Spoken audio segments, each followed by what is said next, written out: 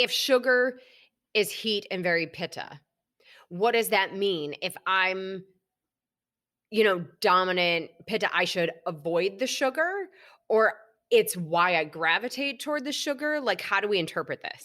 It is why you gravitate towards it because it's when you're out of balance, it's easy to stay out of balance. You want the things that keep you out of balance. That's where it's important, the self-awareness of opposition.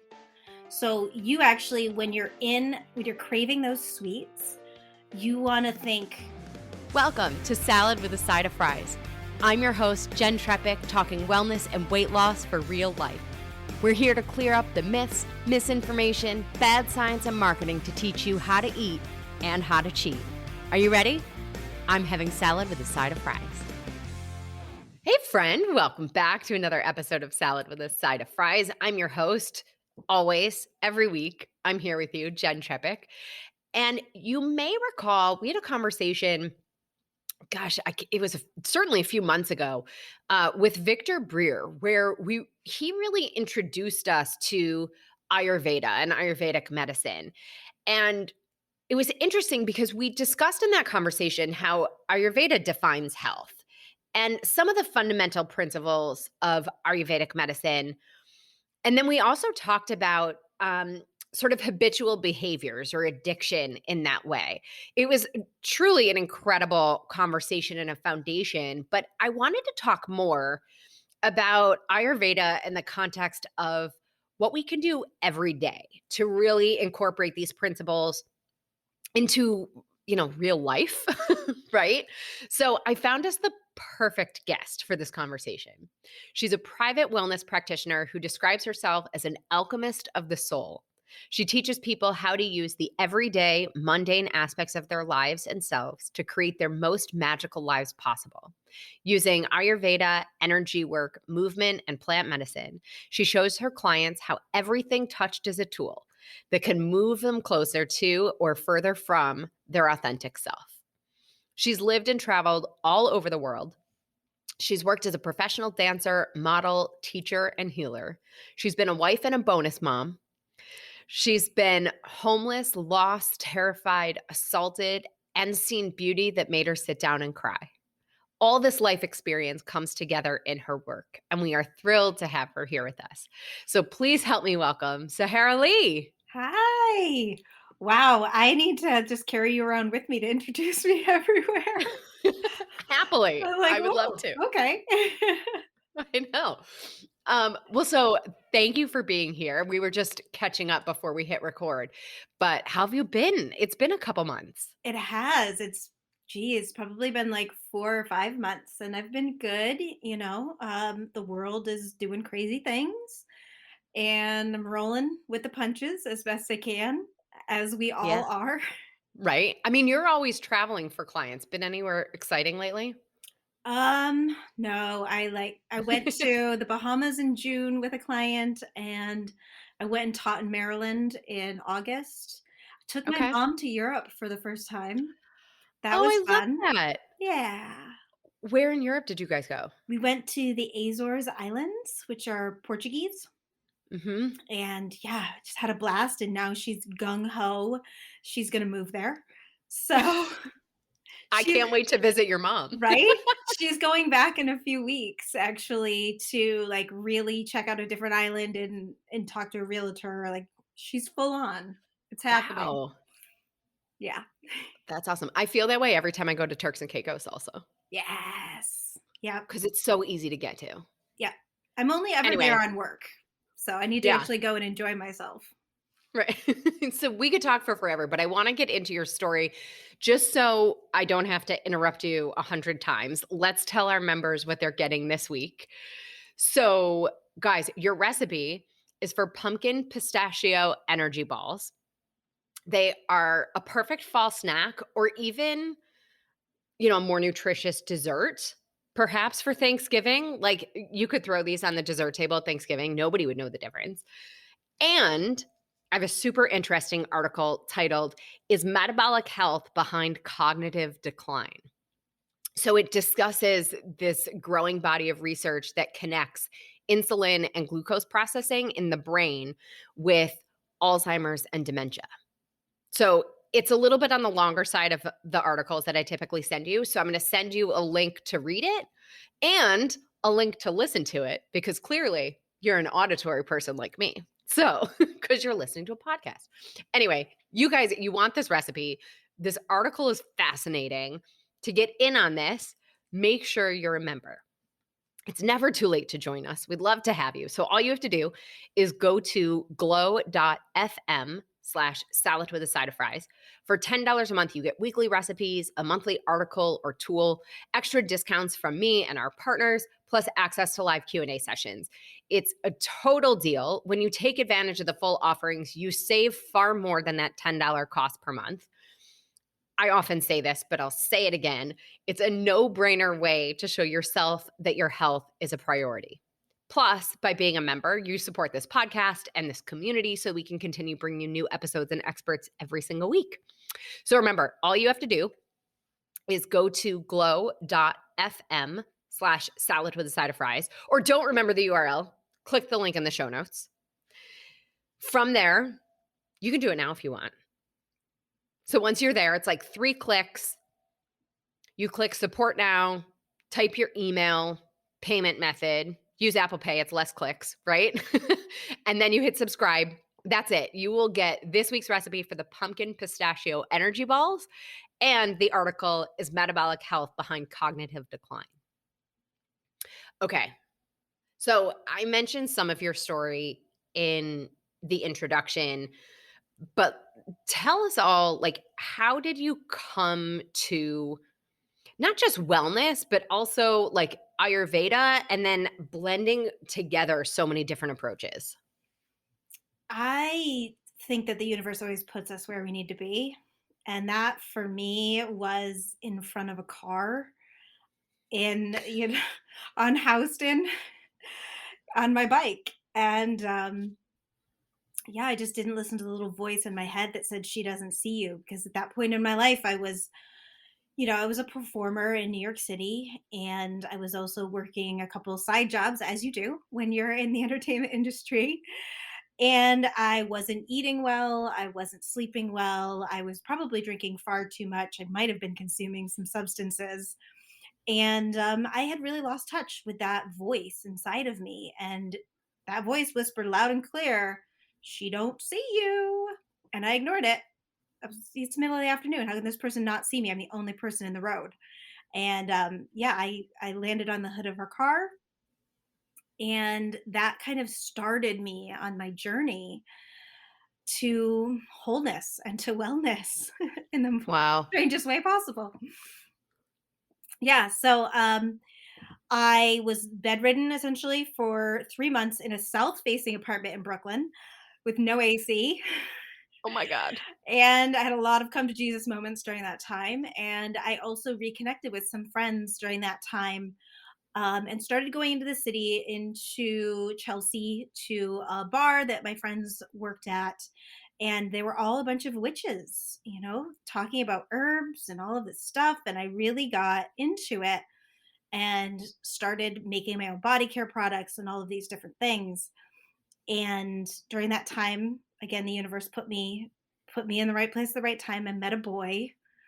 I moved across Hmm. country. Like, New York just, to me, it felt like I was breaking up with my city. I was going through so many hardships and so many awakenings. And I just wanted something new. And California called, San Francisco called. And, if you ever need wellness and witchy things, California and specifically San Francisco is a great place to go. So I booked myself a one-way ticket and took my little self over there. And that really is where I got immersed. Modern medicine had just failed me. This was my third knee injury. So it was about to be my third knee surgery. I was barely 21. I was a little old to have had that many injuries. And yeah, it just so happened that I couldn't get in to see a bunch of different doctors, but somehow my insurance covered acupuncture.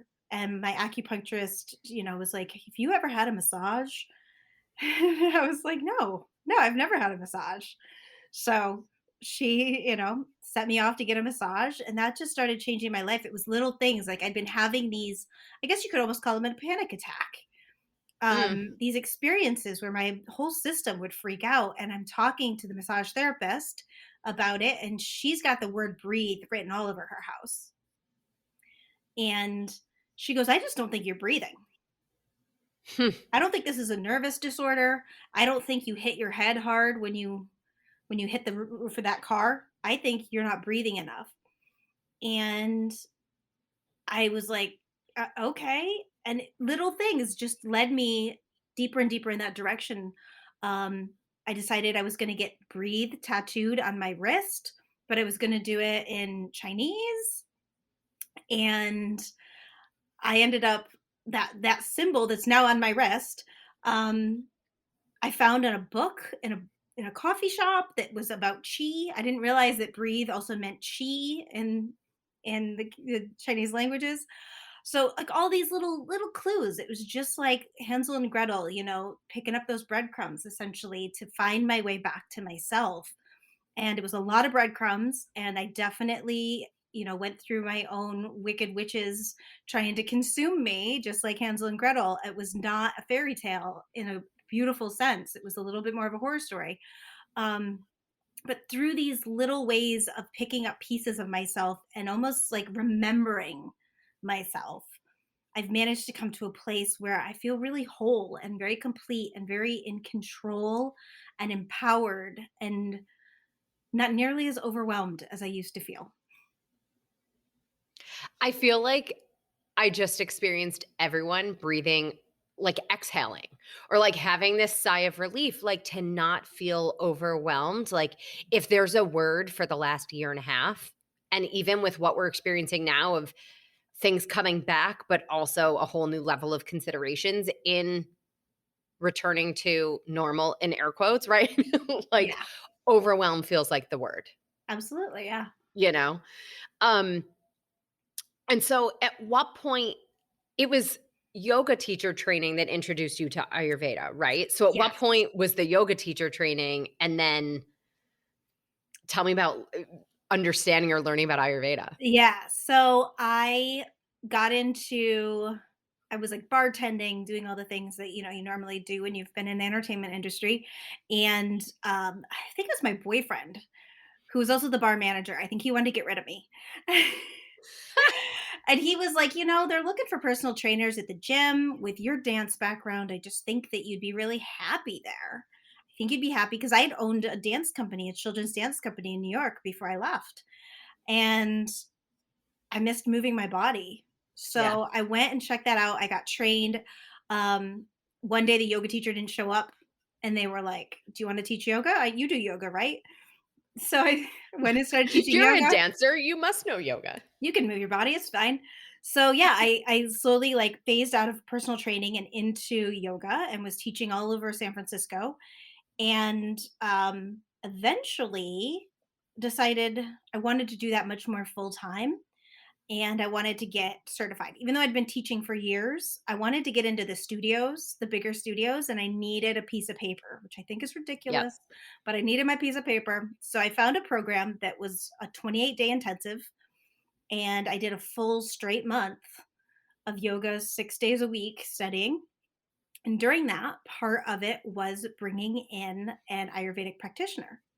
And she came and talked for 2 days and just gave us the basics of Ayurveda and how it relates to yoga. But she also offered consultations. And I was really struggling. My weight was kind of fluctuating at that time. I had recently, I think, gone off birth control. My Mhm. body was freaking out.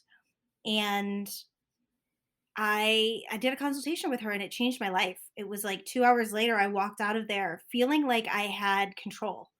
I had Wow. answers on a piece of paper, like, and it was something simple, like, "You're not crazy. You're not bipolar.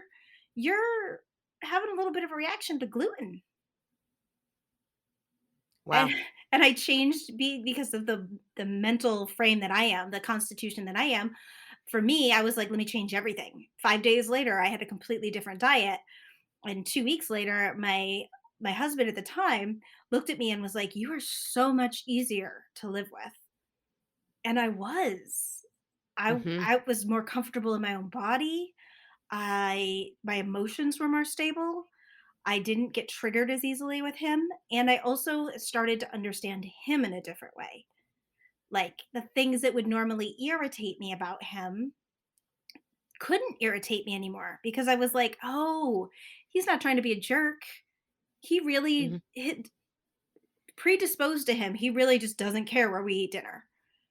So I learned a Right. lot of communication skills through Ayurveda, through understanding other people and knowing that there are people that really like they just don't care where we eat for dinner or what we do. And if I care, I need to speak up. And if I don't want to make the choice, I have to say, I want you to make the decision for me. That's what I need from you right now. So knowing who you are and who other people are helps you communicate better because you can identify your own needs and communicate them in a much more compassionate way than when you are just rolling blind through life. Well, and it's so interesting, like, as you were saying, you're not bipolar, it's just gluten. I think our that all tracks to me because it's when our body is in a reactive state chemically, right? Of course, we're not going to think clearly or see a situation for who that person is and who I am and how do we make this work. Yeah. Like, that makes sense to me. So, and I want to come back to a lot of the specifics of what it looks like in daily life. But I also think a reminder for some people, it'll be a reminder. For some people, this might be the first time they're hearing it. A couple fundamentals of Ayurveda. So, first, I think is five element theory. Yes. Yes? Okay, walk us through. Okay. So, five element theory is air, ether, fire, water, and earth. So, earth, fire, water, pretty straightforward as what they mean. Um, Air and ether can be a little bit more confusing. So, if you think of ether as being a container, so it's an empty cup. It is it's just the container that holds things. It's kind of the basis of everything. So ether is the basis of air, fire, water, and earth. Air is more like wind. So movement, change, shift. So we've kind of got this like strange inert space, this movement, change, shift, this fire, which can destroy and create, and sometimes does the same, does those at the same time. Um, we've got the earth element that is very grounding, it is very connected. We have the water element that is free flowing, but also has the ability to destroy and create. So we have all these different aspects. And when you look at it Ayurvedically, we always say everything has a positive and a negative. So all the beautiful positive attributes that you might get from having this different elemental makeup, you also have the negative ones. And a beautiful indicator of when we are out of balance is when we're showing those negative aspects of ourselves. It's like, oh, ooh, I'm real grumpy, or I'm real needy, or I'm real judgmental. All these things are opportunities for us to go, hey, I think I might be out of balance. What do I need to change right now? So then Ayurveda takes those five elements and kind of stews it down into three doshas. And these are our constitutions. And everybody has all of these within us because we all have all five elements. But essentially, you will have an element that is more pronounced. And what that means is you tend towards the positives of that constitution more so than the others. And when you're out of balance, you tend towards the negatives of those a little bit more. So we break it down into Vata, pitta, and kapha. Vata being the air and ether clumped together, pitta being fire and water clumped together, and kapha being water and earth clumped together. And we're all varying degrees of these, but you're always going to have one that is most prominent, usually one that's more secondary, and then one that tends to be more stable or healthy or balanced, we could say. And you find that by various different things. You can find it on the pulse. So we have what's called Prakruti and Vikruti. Prakruti is your innate constitution. It's who you are from birth. And you want to stay as close to your Prakruti as possible. Your Vikruti is a present moment. And that changes second to second. So right now, I could be super close to my birth constitution, happy, healthy, balanced. Somebody walks through that door that immediately elevates or decreases one of my doshas, depending on my mental or physical or emotional standpoint to whatever's going on. And that's going to change my Vikruti. So Vikruti changes and is changeable. So that's the thing we work with the most. And Prakruti is base, and that is the thing we tend to want to stay as close to as possible. How do we identify that prakriti and or even which is our predominant vata, pitta, or kapha? So there's so many ways. I said before, you can test it on the pulse. So I do Tibetan pulse. So there's 14 levels. There's 7 main and then 7 half levels that you can tell anything that's going on in your body. But I don't actually use that as much. I will use that occasionally for helpful information, but really the most of what you need you can find by looking in someone's eyes or listening to the way they speak. And I think that that's the beauty of Ayurveda. Ayurveda, we often talk about it. I talk about it often in terms of food. I'm a food driven animal and I find food easy to manipulate for people. But I think when I think of Ayurveda, I just think of awareness. And that's what will tell you what you are, or it helps me tell me what you are, because I need to be connected and aware when I'm talking to you, because I'm listening to the cadence of your voice. I'm listening to your body language. How do you move? What do your hands do? Where do your eyes go when you talk? What does your brain do? So, how does your brain to mouth connection happen? Are you tripping over your words? You have so much to say that you trip over it. Are there long pauses where I almost think you're done? And then you were like, no, I'm not done. I'm still thinking. I got more to say. All of these things tell you a lot about a person. So if we learned all these things as we were growing up, we would have much less miscommunication, because how many times if somebody said something to you and you were like, "Oh my god, does that person hate me?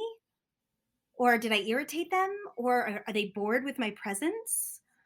And oftentimes it's as simple as like, that's just the way they are. That's the way their brain works, and that's how they express their brain function outwardly. So when I'm working with clients, this is the great thing about COVID that I've found to be such a benefit, is now everybody's like, "Oh yeah, we can do this stuff online." I've been saying it for years because I'm like, Mhm. I don't need to touch you to diagnose what's going on here. I need to Right. listen to you. I need to have a conversation with you. That's all I need. And it's something I'm doing all the time with everybody I talk to. So if like I want to make it super tangible for people, even as we continue our conversation, to identify themselves or their best friend or their partner or whatever. So like if somebody is that pause person, what does that tell us versus somebody who's like a million miles an hour? So I would say a million miles an hour, tripping over their words, getting lost in their own sentences, where they're like, wait, what was I talking about? Whenever you hear, wait, what was I talking about? You know immediately there's a Vata situation going on. They might not be Vata predominant, but they're in a Vata state. They've had too much coffee, they're too stressed out, they have too many things built into their day. Think of Vata as multitasking at its finest and at its worst. So when a Vata is really healthy and happy and balanced, they are amazing multitaskers and they're amazing dreamers. They juggle everything. But when they go out of balance is when they can't remember things. They have that anxiety, that almost electric feeling, the panicky feeling, when they're having a hard time making a decision of what if. So, Vata, I always say, is what if. When they're balanced, it's, well, what if dream, dream, dream, dream, dream. And when they're out of balance, it's mm, but what if? So there's a Mhm. difference. It's anxiety. Okay. So a pitta person who's talking to you is going to hold eye contact, maybe even uncomfortably hold eye contact. Um, they are going to be very direct with their words. They're going to be nice and metered in the way that they speak to you. It's going to have the sense of like they've really thought everything out before they've spoken to you. So I would say you have a very pitta brain because the way you speak and the way you express information is so very clear and concise, which is why I enjoy you and your podcast so much because I'm just like, wow, my pitta brain is like, this is perfect. This is clear. This is concise. There's no bullshit. There's no fluff. Like it's all, I got it 100%. Um, so that pitta person is going to be a great leader. They are going to be an innovator. So they kind of are the people that take the dream and run with it. But when they are out of balance, they are going to be angry, spiteful, resentful, stubborn, um, unforgiving. I would say even more towards themselves than anybody else. Totally. Yeah. So then a kapha person is going to be a person that's got that slow cadence going on. Very southern. Just who is, it's one of those moments where like, yeah, New York people have a very hard time with kapha, I would say. So, and it is like they're slow to This do is like a anything. therapy session, PS. Like, Yes. hashtag intervention for Jen. Yep, Yes. I'm with you. Okay, keep going. Yeah. So, and kapha people are so wonderful at nourishing and loving you. They're the person that like when you're stressed out, they're like, sweetheart, let me just like give you a hug. Can I get you something to eat? And when you're out of balance, you're like, ah, no, too much love, go away. So when a kapha person is out of balance, they get fearful, similar to how a vata gets very fearful. Um, but it's less anxious and it's more worried, if that makes sense. The difference between being anxious and worried. And it's emotional. It is like fear of being able to let things go. Like, no, no, no, no, I don't want to throw my ex-boyfriend's sweater out yet. I'm attached emotionally to things, and that's where I'm getting my support right now is through this emotional attachment to something. um so yeah, like hoarding is at the root of Mhm. all hoarding is a kapha imbalance. This is so fascinating. I'm hanging on your every word. And It's a good thing I don't talk like a kapha. right. It's why we're friends. Um, and I want to get into because the other thing that I can't let go of what you said is that you're a food driven animal, and food can be this thing that we can really easily adjust and play with to, especially if we've identified that we're out of balance, right? We can use Mhm. the food to bring us back, Absolutely. right? And Okay. that's what I loved about Ayurveda.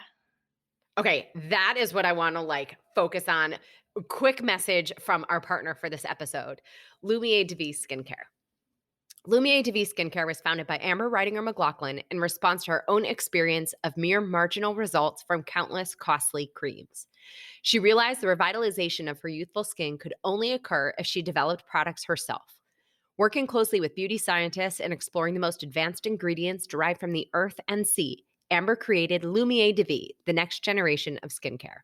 The extensive line of luxury skincare products is designed to address all skin types and concerns with the highest quality natural ingredients and powerful formulas that help heal, soothe, moisturize, and protect. Lumiere DeVie acts as first aid for your skin. The result? Rejuvenated, luminous, beautiful looking skin. So now that we're headed into colder months, I want to revisit the Lumiere DeVie Super Soother. This is a vitamin B3 serum. So not only does it soothe irritated skin, but it also provides incredible hydration. So when we think about like if we're outside in the cold months or the wind, this is like it's like going to the spa, but you're just at home in the morning and at night. And with the discount, by the way, it's under $40 because you're a Salad with a Side of Fries listener and you get free shipping. Have I ever mentioned that before? So, total deal. Simply text the word skin, SKIN, to 844-947-4846. You'll receive the link and coupon code right to your phone. Again, simply text the word skin to 844-947-4846 to try Lumiere de Vie skincare and get 10% off. This is a toll-free number. Standard text and data rates may apply. All right. I am your student. Teach me with the food things and the Vata, pitta, kapha. Bring us back to balance. Okay, so again, it's all about awareness. So,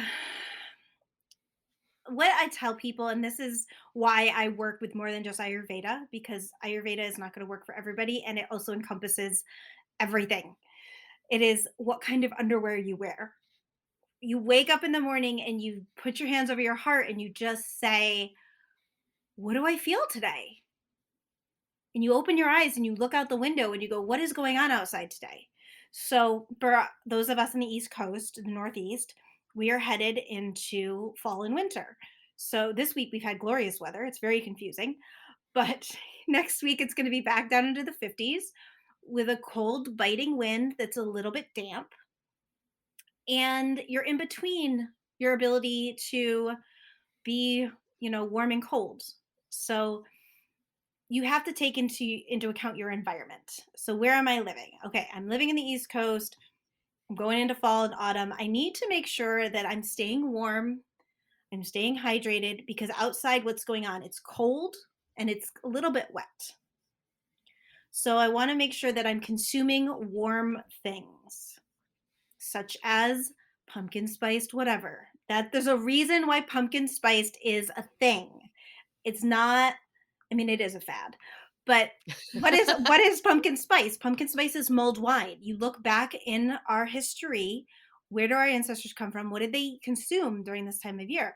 They consumed a lot of root vegetables because the root vegetables come from the earth. They are grounding during this time when things are getting cold and they are getting windy. So Vata moving through us. So we always want to go opposites, which is great. Like opposition Okay. is beautiful. So okay, here we are, fall weather. Whatever your weather is. Here it is cold, a little bit windy.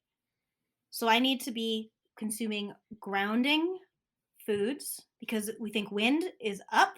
So I need something that's going to pull me down. What is native to where I live right now?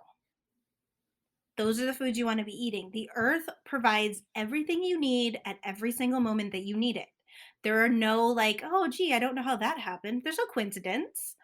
Mm-hmm. The earth supports us with exactly what we need. We don't need to be getting mangoes from Mexico right now because we are not in Mexican weather. We need to be warming. We need those pumpkin spice lattes because we need that cinnamon, the allspice, the nutmeg, the cumin, coriander, all that stuff that goes into these mulled spices. That's what we need to be consuming. Now, if this was July, this would be a very different conversation. Go get yourself some guacamole because it's got cilantro, which is cooling, and lime, which is cooling and cleansing. It's got a nice fat that's going to support your brain function throughout the day as you move through this hot, steamy weather where our brains tend to go, "Ugh, I don't want to, just going to melt here. Leave me alone." So you always have to take, regardless, if you don't even look into what your constitution is, if you just look outside every day and go hot, cold, wet, dry, it's hot Mm-hmm. and it's wet. I need to make sure I don't over water myself and I need to cool myself down at the same time. If it's cold and dry, I need to moisturize and I need to warm. It's so very simple. It's common sense, 100% common sense. If you are going to then look into your constitution, you would say, well, what am I? So, using myself as an example, I am a Vata Pitta. I'm very Vata in my body and I'm very Pitta in my brain. Now, there's a little caveat here. If anybody ever saw me and it was deep into Ayurveda, they would go, "Oh, girl, you don't know what you're talking about. You are clearly a pitta kapha. Your birth can change your constitution." I was a C-section baby. That shifted. So if you think about it, I was this like very watery, earthy baby, which is what my body shows. And I had a very discombobulating birth. I'm just hanging out one second, and the next second, I've been cut out of my mom and I'm slapped on the ass and I'm sent out into the world. That is very Vata in nature. That is very change, shift, move, sudden. Mhm. So your prakriti is set the second you take your first breath. So whatever happens in gestation, you've got genetics coming in, you've got gestation coming in, and then you have birth that comes in. So if you were heavily medicated while you were in utero for any reason, that's going to affect what your constitution is. So we have to look at all these things. I've had Ayurvedic practitioners in India straight out argue with me about my constitution. And then I go through the whole Ayurveda program there. And then they go, "Oh, there's your Vata. Okay. Now that you've come back into focus, we can see everything." So, Mhm. um, so yeah, I am a Vata body dreamer, kind of can be a little on the skinny side at times. Um, Active, very active. And then I'm a pitta mental aspect. So very direct, very sharp. And Mhm. then my healthiest aspects are my kapha. So I actually really embody kapha when I'm teaching or when I'm working with a client. You know, I am the mother. I want to mother you and teach you that way. I'm not going to shout at you, and I probably am not going to take you too far all over the place in a vata space. So when you start to see who you are, then it's like, okay, I know that I tend towards forgetting to eat because I'm a vata, and getting irritable when interrupted because I'm a pitta. So I know that when I'm in a state of stress, I need to make sure that I'm eating on regular intervals, and I need to watch myself when someone interrupts me because I know I'm automatically going to be a real jerk. I know these things about myself. And Mhm. imagine when you know these things about your family, about your partner, about your friends, about your coworkers. Well, geez, that it empowers you in a whole different way to already preemptively prepare for your worst. Right. I know that I'm having a real bad day today. The weather sucks. It's upsetting me. I woke up grumpy. I've done everything I can do to help and support myself. And and I just know that I need to be on awareness today that I'm going to be extra flighty or extra emotional or extra bitchy. So, I mean, what I'm hearing is obviously that self-awareness piece and understanding our own behavior, right? We can then choose food. So I want to go like first of all, then seasonal and local, Mhm. right? And then talk to us like sugar is heat, dairy is heat. So talk us through that. Yeah. Explain it So sugar so I don't is butcher it. fire. Sugar is absolutely fire. I would say um dairy is cold. It's cooling in nature, and it is heavy. So it is very kapha, Okay. whereas sugar is very fire, very pitta. So if someone, again, like I'm just trying to be super practical, right? If sugar is heat and very pitta, what does that mean? If I'm, dominant pitta, I should avoid the sugar or it's why I gravitate toward the sugar? Like, how do we interpret this? It is why you gravitate towards it because it's when you're out of balance, it's easy to stay out of balance. You want the things that keep you out of balance. That's where it's important the self awareness of opposition. So, you actually, when you're craving those sweets, you want to think, I'm craving fire. Why am I craving fire? That's a clue. That's a beautiful clue. There's nothing to feel guilty about. Like, oh man, I'm craving that cookie again. It's like, no, this is a beautiful opportunity for you to go, why am I craving that cookie? Mhm. Where am I in my cycle? If I'm ovulating, I'm fiery. Of course, I'm going to be Mhm. craving the sugars. Do I have something important that's due for work? Have I overbooked myself? All of these things are going to make you crave sugar because fire matches fire. In reality, what you need to do is probably just take a 5-minute breather, go enjoy some like lemon water or cucumber water, something cooling, and just Mhm. breathe. And you're probably going to get a lot more out of that than you would out of that cookie, because that cookie is going to satisfy your fire, but it's going to fuel your fire at the same time. And you don't need to be fueled, you need to be brought back. Right. So if you're like, Seeking that balance. yes. So if you are a Vata person, so we talk about anxiety, stress, the can't keep it together, too many things going on when they're out of balance, that electricity that's kind of flowing, staticness, maybe we'll call it. You want to make sure you're having warm, grounding things, soups, teas, herbal teas, no caffeine. Don't go. I wrote a whole book about alcohol and Ayurveda, and people always want to go and like celebrate, and they're, let's have bubbles. And I'm like, no, no, no. Only certain of us should have bubbles, okay? Some of Wait, us, this is very important information. Tell us who I generally say I drink bubbles or brown liquor. So tell us. I would say you could go with bubbles or brown liquor depending on what your mood is. If you're feeling stressed out, if you're feeling fiery, do not do bubbles, because what makes fire build? If you blow on it, wind, bubbles. But I think in those moments you need the more grounding, which is a brown liquor. Get a nice ground, get an old fashioned, get a Manhattan. Mhm. Those are going to be perfect for you. Um, but in those times where you want to celebrate, but you're maybe a little lower on your energy, go for your bubbles. I love this. Like the bartender becomes the Ayurvedic practitioner and like speaks my language, Yes. right? Yes. And that's the thing. I want to meet people wherever they are. Yep. So, I had somebody say to me, you can't change the philosophy to fit your life. And I'm like, I absolutely can. Because if I try to get everybody to fit into a philosophy that's like 10,000 years old, I'm sorry, that's not going to happen. Not everybody has my brain, who is like, I must change every aspect of my life today. Right. And I'm not even like that every day. I met Ayurveda on a good day where I was like, I feel like competent. I'm a competent human being. I can do this today. That's not every day. So I got to meet people where they are. And if we only do one thing, if I can just get them to look outside and look at the weather and choose their clothing off of that, great. And you got to Yep. see where, who am I talking to? A surfer? I can tell a surfer what days are good to surf and what days are not good to surf based on their emotional capacity.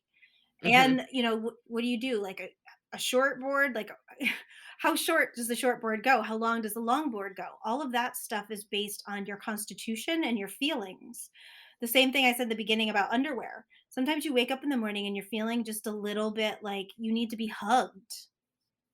And then you have to ask yourself, do I need to hug myself, or do I need to uplift myself? And in that moment, you might choose some granny panties, or you might choose a G-string. And those are like, there's Ayurveda to me, what it's so much bigger than food. It's so much bigger than pranayama and herbs. It is a way of life. It is common sense consciousness. How can I take what I know about myself and what is changing that I cannot control outside of me? And how can I affect change within myself and the food I eat, the people I talk to, the clothing I wear, the way I organize my day, the mental health moments that I take during the day. You're like inside my brain because common sense consciousness was the next thing I wanted to talk about. Um I could just be quiet and let you go cuz you're like on it. Um and so with all of that, right? In tuning into figuring out how these pieces fit together for each of us individually. It's common sense consciousness, I think, is also like trusting your intuition, trusting your gut, right? Mhm. But that also changes because cells in our body regenerate. Talk us through this. How do we wrap our head around it? Well, Our intuition is very muddled if we're not in a balanced state. So, like I said in the beginning, I heard that voice loud and clear that said, "This woman did not see me." And I just wasn't used to listening to my voice because I was doing a bunch of things that I knew were wrong for me. I knew Mhm. I knew they were wrong for me. I was doing them anyways. And this is actually a piece. I'm doing a talk on this in November. And it's called Crimes Against Wisdom. And it's a piece of Ayurveda. And it is when we go against our intuition. And it is a simple choice of going, I feel like crap today. What can I do to make myself feel better? And having a choice that you know is crap and a choice that you know is going to make you feel better. And you choose the crap. And it's human nature. When we're out of balance, it's easier to stay out of balance. When we're in balance, it's easier to stay in balance. But if we can, when you make that right choice, afterwards you're like, girl, good job. Like, not just from a health standpoint, but from a I feel so much better standpoint. Whereas if you make the Mhm. bad choice, it's instant gratification, followed typically by a whole lot of guilt and shame. Right, short term. Yeah. So if we start making these like long-term goals, like that's what your intuition tells you about. But it's really hard to do when you're out of balance. It takes pausing, which is something I really work with clients about a lot. I talk about the 3 Ps: pause, perceive, and play.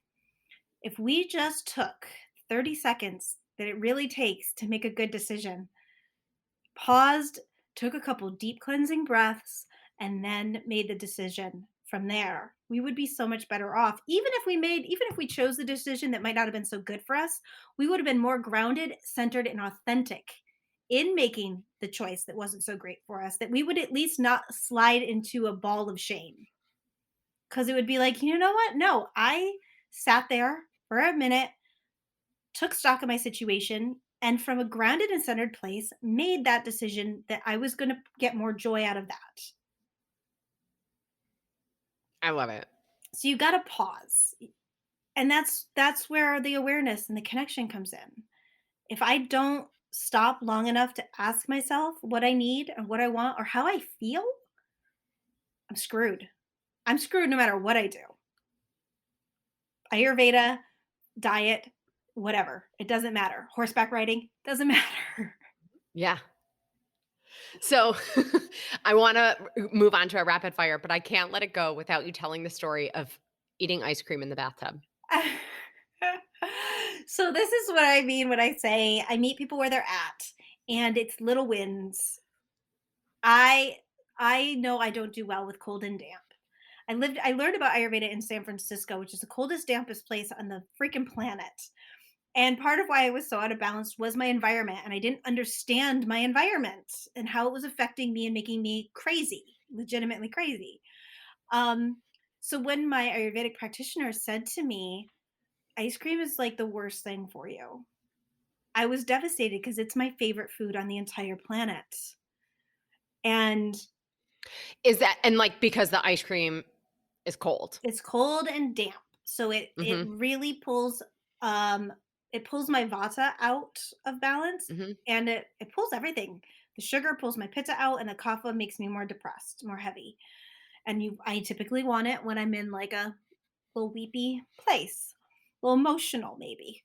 And my remedy for that, and what I tell all my clients is, I don't tell myself I can't have the ice cream. I don't have the ice cream every day, but I make it a self-care ritual. So I'll have my ice cream in the bathtub in a hot bath, drinking ginger water typically because I know that that's going to flush my system. But if I'm not going to sit outside in a snowbank and eat my ice cream. I do it in a supportive area, which is in the bathtub, listening to Salad with a Side of Fries podcast. A couple candles are lit and I enjoy my ice cream, and that's supportive for me, and it's not going to pull me out of balance. Whereas if I just sat in the living room and ate it and it was cold this time of year, it would pull me out of balance. So that's my little like workaround. But I think those are the things that we have to understand. And that, like, when I work with people, it is no to avoid and then a big pile of yes. These things will Mhm. pull you out of balance. These things will pull you in balance. If you eat, not even if, when you eat something that's out of balance, when you do something that is out of balance, do these other things to bring yourself back into balance. Because I'm Mhm. not, I like nothing is going to get you to do what you shouldn't do faster than the word no. Right. And I also think a lot of this, if we start to look at what we naturally gravitated toward as kids, right? The things that we naturally wanted and the things that we naturally didn't want can also be really revealing in terms of what pulls us into balance, what pushes us out of balance. 100%. The list of things that my teacher first gave me that was on my no to avoid were all things that as a child I did not want to eat. And that society peer pressured me into. They're like, oh, you're a picky eater. You're this, you're that. And it was like, no, I innately knew what was good for me and what was not good for me. Yep. It's just such a return. So before just any final thoughts, anything we missed before we go to our rapid fire off topic questions? No, yeah, so if people are questioning how they find out about their constitution, if they don't have somebody like me to, look them over, there's plenty of tests online, dosha tests. You just put dosha tests into Google to pull up a million of them. I have one that I will give to you guys that you can put in the links to the show. Yeah, Um, send me the links. I'll put them in the show notes. yeah, so it's a very interesting thing to get to know yourself, and I highly suggest it for everybody. But yeah, if you take nothing away from today other than hot, cold, wet, dry, and how do I find opposition to what I'm either feeling, experiencing, or seeing outside of me, then you're winning already. Amazing. All right. Are you ready? I You know these, am. by the way, because you're a listener. But so, okay. What's the best thing you've done for yourself this week? What's the naughtiest thing you've done related to your health this week? This is such a hard one because I've had a doozy of a week. The best thing I've done for myself this week is I thought long and hard about all different aspects of my health and wellness, mental, emotional, physical, and I made the decision to have a hysterectomy this week. So I did that. That was It's good for me. empowered. Yeah. And the worst thing I did for my body this week was have a hysterectomy because I got pumped full of all sorts of medications and yeah, painkillers are no joke. So that's probably the best and the worst thing all at the same time. Totally. So if you weren't, I'm using this phrase, you didn't use this phrase, but if you weren't a wellness guru of all kinds, what would you do? I think I would still love to be a performer. Mhm. Yeah. Favorite book on any topic other than your area of expertise or fiction? Braiding sweetgrass. Ooh, Yes. What is the author's Robin Walls? Um, I'm forgetting her last name. She's amazing. She's a biologist and also a Native American, kind of a shaman, I would almost say. But to me, this book was a love poem to the earth. I cried through the whole book. It was beautiful. It was scientific. It was shamanic. It was breathtaking. amazing. If you could cure one ailment, disease, or sickness, what would it be? Ignorance. Oh, good one. If you were a superhero, what would be your superpower? Mm, so many. I think I would want to be able to teletransport. Mhm. Yeah, just go anywhere I want, anytime I want. Me too. Yeah.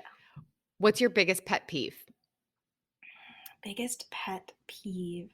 Other people trying to tell you, or anyone for that matter, how they should live. And finally, in your opinion, what's the next frontier in wellness? I am really digging the way that trauma is being brought into everything because of across all the different modalities that I do, the root of everything is trauma. Mhm. And nobody gets away without doing trauma work with me. And I'm just so freaking happy that Trauma is being brought into every single wellness, medical, positive, whatever. Like everything is talking about trauma, and that makes me so unbelievably giddy with joy and happiness. Because it's like a root cause conversation Yeah, and the body remembers trauma. absolutely. And Like that's when the we mentally move on, the trauma is in the body. exactly. And that's why we can't make those positive choices oftentimes. We can pause and we can say, I'm going to still make the bad choice. And those are the times where it's like, I always say to people, it's a beautiful opportunity because you can see where your trauma is. Yeah. Well, thank you again for being here. Tell everybody how to connect with you, where to find you, social, website, all the places. Everything you need is on my website, holisticmojo.com. You can sign up for my newsletter at the top. All of my YouTube, all that jazz is right at the top upper right hand corner. I do recipes and all that stuff. I love your recipe this month. Oh my god. I Yay. do something very similar to that. It's amazing. Um and yeah, everything is there. So, Perfect. And you'll send me the dosha test yes, I will. link. Awesome. Do you have another minute to hang out for our nutrition nugget? Absolutely. Amazing. Okay. This week, we're talking about varietarians. So this one will be short and sweet, my friends. Okay. We've heard of vegetarians, we've heard of vegan, pescatarian, meatitarian is now a thing, right? Paleo, keto. We know these words now. And what I always say to people when they tell me their identification, right? I always say most of these words tell me more about what you're not eating more than it tells me what you are eating.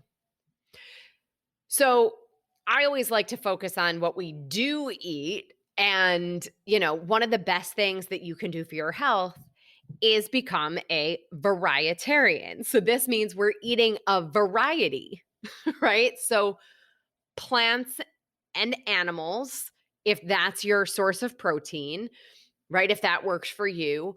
Organic soy or hemp, if you're a nutritional yeast, right? Fish, chicken, turkey, pork, red meat on occasion. What feels good for you, right? Quality fats from a variety of sources. So, avocado oil, olive oil, walnuts, sardines, and anchovies, right? Whole grains in moderation and maybe farro and barley and ones that we don't necessarily think of all the time, and then your fruits and veggies, right? Variety here too. So I always say with our kids, eat the rainbow, right? How many colors of the rainbow can we put on our plate? So we also always hear people say, eat your greens, right? I'm a big fan. Eat your greens and your reds and your purples and your blues and your oranges and all the colors, right? So that's what I mean about being a varietarian. It's essentially subscribe to the rules of what make you feel good with an emphasis on variety. So that variety is, season to season, week to week, even meal to meal, right? So in our effort to be a varietarian, I challenge you to pick up something new this week at your grocery store or see if you can get all the colors of the rainbow on your plate at least once this week. And PS pro tip, find some purple cauliflower at your grocery store or the farmer's market, right? Sometimes it's the same foods we know in a new color and a new variety. So that's it. That's all there is to being a varietarian. That's Zahara, like what do you think? Ayurveda in a nutshell right there. Amazing. No one diet is going to work for everybody. Like we have to have variety. It is the spice of life. That is one saying that is spot on. Variety is the spice of life. Awesome. Well, thank you again for being here. Thank you for having me. It's been great. Of course. So, as always, everybody, I'm your host, Jenn Trepeck. Connect with me on Instagram at Jenn Trepeck, JennTrepeck. Really, all social media, it's that handle. More important than social media these days might be my website, asaladwithasideoffries.com, right? We have certainly seen that social media can be fickle. So we want to make sure that we can all stay in touch outside of that space. So website, asaladwithasideoffries.com. Share your email, all the good things. And that's also a great way to reach out to learn more about working with me directly.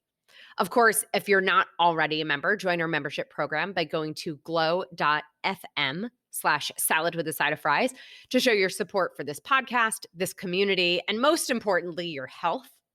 Plus, you'll get this week's recipe for the pumpkin pistachio energy balls, and the article is Metabolic Health Behind Cognitive Decline. So until next week, remember, it's all about balance, recognizing how we feel and moving from that place rather than these external rules and what we think should be. Well, friends, that's it for today's episode of Salad with a Side of Fries. Congratulations for making yourself and your health a priority. Thanks so much for joining us. Be sure to click subscribe or follow on your favorite podcast platform, share us with a friend, and we'll be back next week. Always remember, you deserve it and you are worth it. Happy healthy.